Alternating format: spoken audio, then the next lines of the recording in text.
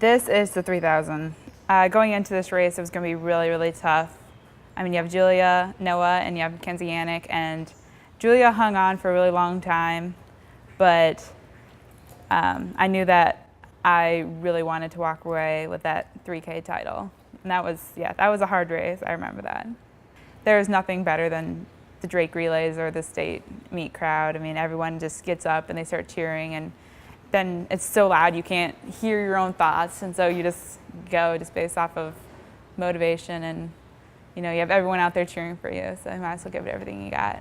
That would be Drake relays, I want to say 1500. I remember right before this race, I was heating my hamstring and getting all prepped and stuff, and it downpoured right before, and I was like, oh no. Like, I mean, I was more worried about my hair getting tangled up than the actual rain itself, because I had cornrows in, but yeah. The Drake Relays 1500 was a really shocking race for me. I mean, it was kind of all or nothing after that week I kind of had, and I went out and I went for it. I really did. I mean, if I lost that race, you know, it wasn't going to be too bad, but I really wanted to win that race, and so I went out and led from the gun and just try to hold on.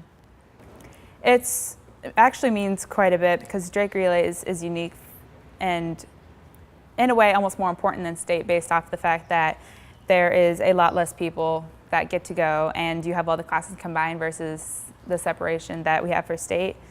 And so being able to walk away with the Drake Relays title, it means a lot.